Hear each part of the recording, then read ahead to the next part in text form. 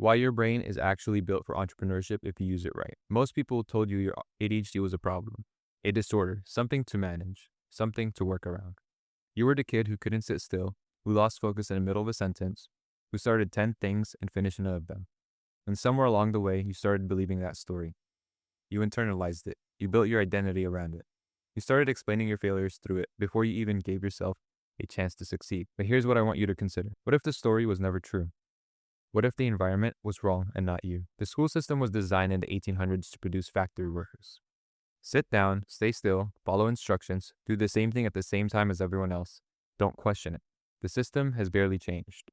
And for a certain type of brain, the compliant, routine-driven, neurotypical brain, it works fine. But for your brain, it was a prison sentence. Not because you were broken, but because you were being forced to operate in a mode your brain was never designed for. Here's what your brain was actually designed for: pattern recognition, problem solving, novelty, speed, connection, obsession. Those aren't symptoms, those are traits. And every single one of them is what the best entrepreneurs in the world have built their entire careers around. You don't have a disorder. You had the wrong environment. Let's talk about what the ADHD brain actually does when it's in the right environment. Because most people with ADHD only ever hear about what they can't do, what they struggle with, what they need to compensate for. Nobody talks about what they're actually exceptional at. So let's fix that. Pattern recognition at a level most people can't access. Your brain processes the world differently than most people. Where a neurotypical person sees the things in sequence, A leads to B leads to C, your brain jumps. It makes connections between things that seem completely unrelated on the surface. You'll be reading about biology and suddenly understand something about marketing. You'll be watching a documentary about architecture and it'll unlock an idea for a business model. You'll hear a conversation in a coffee shop and immediately see an opportunity that nobody else in the room noticed. It's scanning constantly, taking in information from every direction, filling it somewhere even when it doesn't feel like it. And then, at unexpected moments, it starts connecting the dots in ways that feel almost involuntary. The most valuable ideas in business almost never come from inside the box. They come from people who can pull a concept from one world and apply it to a completely different one. That's not a skill most people can learn. It requires a brain that moves the way yours does.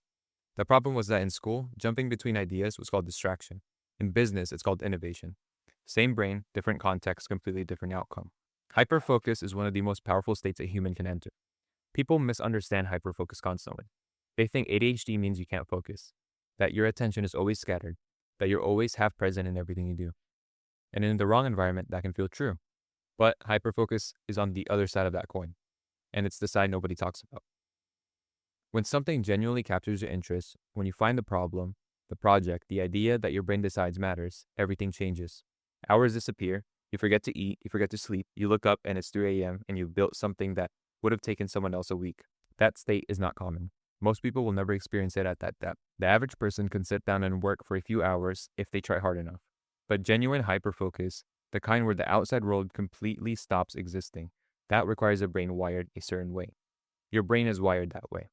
The challenge with ADHD isn't that you can't focus. The challenge is that you can't focus on demand. You can't force it towards something that doesn't genuinely engage you. And that's actually fine in entrepreneurship. Because in entrepreneurship, you get to choose what you work on. You get to build something that actually interests you. Something that pulls your attention naturally instead of requiring you to white-knuckle your way through it. When you align what you're building with what genuinely engages your brain, the hyperfocus stops being an unpredictable visitor and starts becoming your most reliable competitive advantage. The people who outwork everyone else in a room aren't always the most disciplined.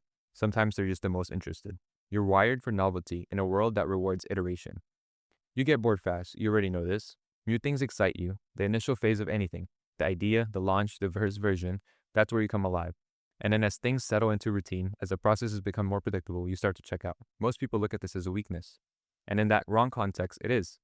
But here's what nobody tells you. The early stages of building a business, the phase where everything is uncertain, where you're figuring it out as you go, where every day requires a different problem to be solved, that phase rewards exactly the kind of brain you have. Most people are terrified of ambiguity. They want a clear path, a proven process, a guarantee that what they're doing is going to work before they commit to it. You don't need that. You're comfortable in the chaos in a way most people genuinely aren't. You can hold 10 uncertain variables in the air at once and keep moving. You can make decisions with incomplete information and adjust as you go. And in a business environment that changes faster than it has ever before, where the things that worked 2 years ago is already obsolete, where new tools and platforms and opportunities emerge constantly, agility is one of the most valuable things you can have. Your boredom with routine is actually your brain telling you to keep evolving. The problem is most people frame that as inconsistency. In the right framing, it's adaptability. And adaptable people build things that last because they never stop iterating. Risk tolerance that most people have to force. There's a moment every entrepreneur faces. The moment where you have to bet on yourself, where you have to make the call before you have all the information, where you have to move despite the uncertainty, despite the fear, despite the very real possibility that it doesn't work. Most people freeze at that moment. They wait for more certainty, more data, more reassurance from people around them. They need to feel ready before they act. And waiting for ready is how most people never start. Your brain doesn't work that way. The same impulsivity that got you in trouble as a kid, the same quality that made your teachers call your parents, that made people tell you to slow down and think before you act, is the same exact quality that makes you willing to pull the trigger when others are still deliberating. You act, then you figure it out. And in entrepreneurship, the people who act and figure it out have an enormous advantage over the people who figure it out before they act. Because by the time the careful planner has finished their analysis, you have already launched, already gotten feedback, already iterated twice, and already learned things that no amount of planning could have taught you. Speed is not recklessness. Speed is data collection. And your brain is built for speed. The obsessive quality that turns amateurs into experts fast. When something grabs your attention, really grabs it, you go all the way in. You don't just read an article, you read everything. You don't just watch one video, you go 6 hours deep into a rabbit hole and come out the other side knowing more about a topic than most people who have been studying it casually for years. This is one of the most underrated traits in entrepreneurship, because the person who goes deepest on a problem, who understands it from every angle, who has consumed everything available on it, who has thought about it obsessively from every direction, that person has an enormous advantage over someone who approaches the same problem casually. Expertise is just obsession over time, and your brain reaches that level of obsession faster and more intensely than most people ever will. The challenge is that this obsession tends to move around. One week it's one thing, the next week it's something else. And that can feel scattered when you're watching it happen to yourself. But here's what I want you to notice. Every subject you've ever gone deep on has left something behind. A skill, a framework, a piece of knowledge that you still carry. Your brain has been collecting assets your whole life. Your sensitivity is information, not weakness. This one is less talked about, but it matters. A lot of people with ADHD are highly sensitive, emotionally attuned, deeply affected by the people and environment around them. In a world that tells you to toughen up and detach, that sensitivity can feel like a liability. But in business, in building something that actually serves people, emotional sensitivity is an asset most founders would pay for. You can read a room faster than most people. You can feel when something is off before anyone articulates it. You can sense what a customer actually needs underneath what they said they need. The best products in the world were built by people who deeply felt the problem they were solving. Not just understood it intellectually, they felt it. Your sensitivity is what connects you to the market in a way that purely analytical founders often can't replicate. Don't numb it, use it. None of this means the ADHD brain can't come with real challenges. It does. Consistency is hard. Finishing things is hard. Managing the parts of a business that require routine and repetition is hard. Those are real, and they deserve real solutions, not just reframes. But the point of this isn't to pretend the challenges don't exist. The point is to stop letting the challenges define the entire narrative, because the same brain that struggles in one area is exceptional in another. And most people with ADHD have spent so much time being told about the first part that they never fully stepped into the second. You were not built for a cubicle. You were not built for compliance.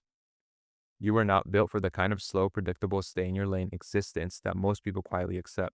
You were built to build things. And the sooner you stop apologizing for the way your brain works and start designing your life around it instead of against it, the sooner everything starts to shift. That's what I actually believe, not as a motivational statement, not as something to make you feel good for 5 minutes before you go back to doubting yourself, as a factual assessment of what the research shows, what the most successful ADHD entrepreneurs demonstrate, and what becomes undeniable once you stop looking at your brains through the lens of what it can't do. The environment was wrong. The brain was never the problem. And once you really internalize that, not just hear it, but actually internalize it, the way you make decisions, the way you build, and the way you see yourself starts to change in ways that are very difficult to reverse. That's the shift, and it starts here.